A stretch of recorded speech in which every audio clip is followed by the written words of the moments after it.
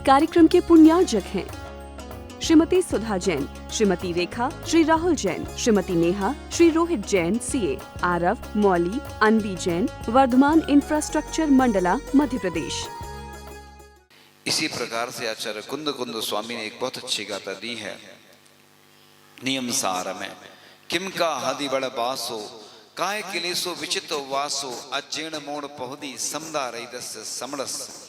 यानी बड़े बड़े उपवास कर लेना, बड़े बड़े तप कर लेना, मौन धारण कर लेना, स्वाध्याय कर लेना, समता के बिना व्यर्थ है। यानी 24 घंटे सामयिक चलती है साधु की, सिर्फ 3 बार नहीं होती सामयिक।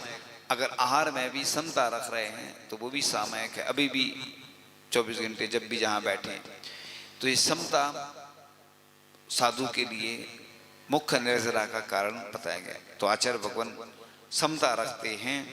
तो इस प्रकार से आचार्य श्री की आगम युक्त चर्या एवं प्रवचन देख सुनकर आगरा समाज बड़ी प्रभावित हुई थी एवं आगरा में ही चतुर्मास कराने के लिए कई बार निवेदन किया। तब आचार्य श्री जी आगरा में चतुर्मास के योग्य स्थान को देखने के लिए कई मंदिर परिसरों को देखने गए, परंतु उनको कोई भी स्थान उचित नहीं लगा।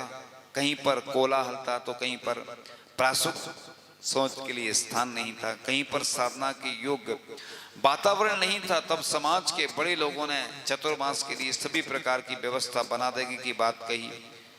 तो आचार्य श्री जी बोले, आप अपना लाभ देख रहे हो, हम अपनी साधना के लिए निर्दोष योग्य स्थान देख रहे हैं। इस प्रकार से आचार्य भगवान बिहार तो कर जाते थे, लेकिन अगर अच्छी व्यवस्था हुई तभी ऐसा वातावरण बनता था। एक आगे के क्रम में एक बहुत अच्छा संस्मरण आने वाला है। आचार्य श्री के प्रवचन व्यवहारिक उदाहरणों से इतने रोचक होते थे हैं कि वे सीधे हृदय पर अटैक करते हैं। एक दिन आचार्य महाराज ने नृतिचार व्रत पालन की महिमा बताई। बोले, नृतिचार व्रत पालन की महिमा अद्भुत है। एक भिक्षुक था, झोली लेकर एक द्वार पर पहुंचा रोटी मांगने। रूखा जवाब मिलने पर भी नाराज नहीं हुआ, बल्कि आगे चला गया। एक थानेदार को यह देख उस पर तरस आ गया और उसने उस भिक्षुक को रोटी देने के लिए बुलाया।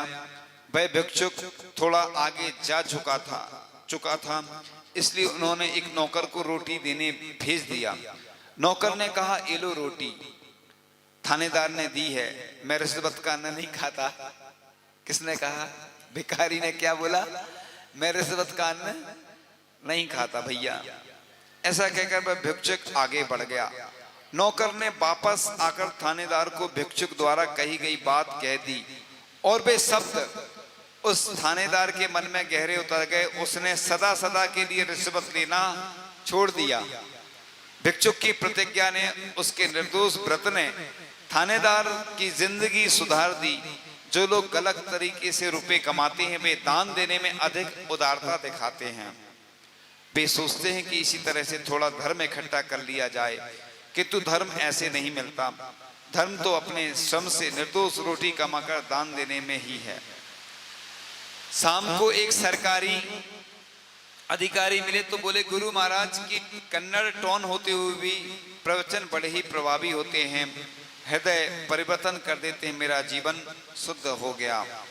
और एक अजैन सज्जन जो रोज रोज प्रवचन सुनने आते थे, उन्होंने एक दिन आचार्य महाराज की आहारचर्या देखी तो श्रावकगण आचार्य श्री को मीठा नमकीन देने की भरपूर कोशिश कर रहे थे, किंतु महाराज ने नहीं लिया।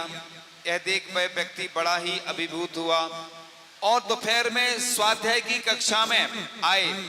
महाराज से बोले, महाराज आप बड़े ही निर्दयी हैं।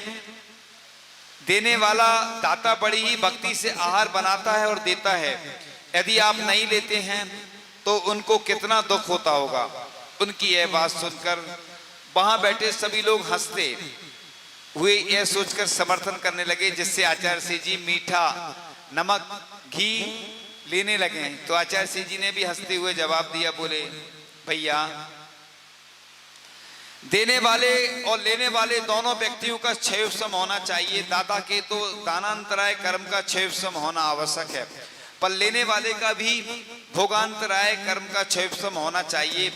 दाता लेने वाले के साथ जबरदस्ती नहीं कर सकता, क्योंकि लेने वाले के भी कुछ नियम प्रतिज्ञाएं होती हैं जिन्हें पूरा करके ही वह आहार ग्रहण करता है।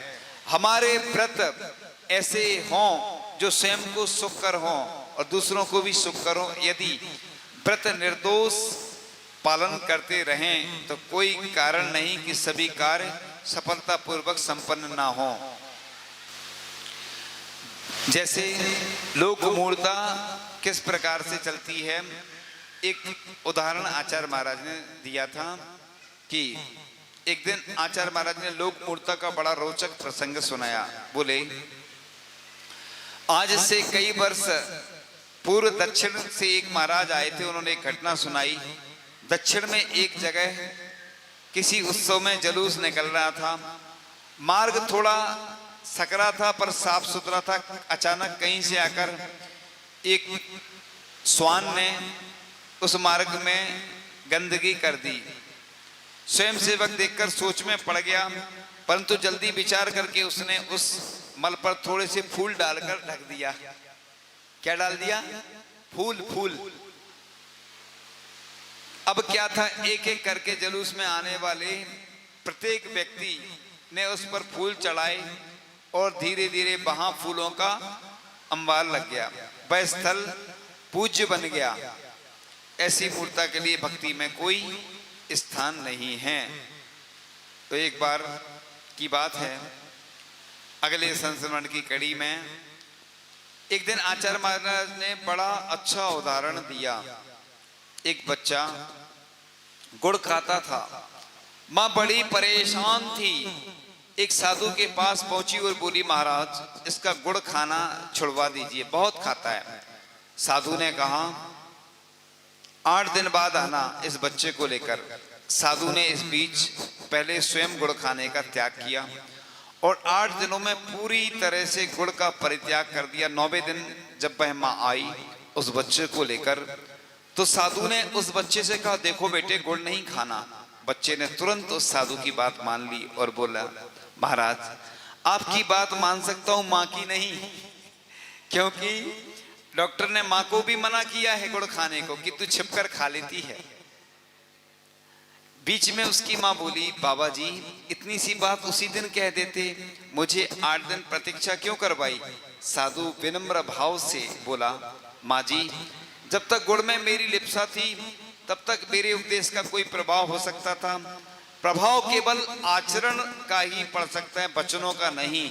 वचनों में अद्भुत शक्ति तभी आती है जब उसके अनुरूप कार्य भी करते हैं। इस कार्यक्रम के पुण्यार्चक थे श्रीमती सुधा जैन, श्रीमती रेखा, श्री राहुल जैन, श्रीमती नेहा, श्री रोहित जैन सीए, आरव, मौली, अनवी जैन, वर्धमान इंफ्रास्ट्रक्चर मंडला, मध्य प्रदेश।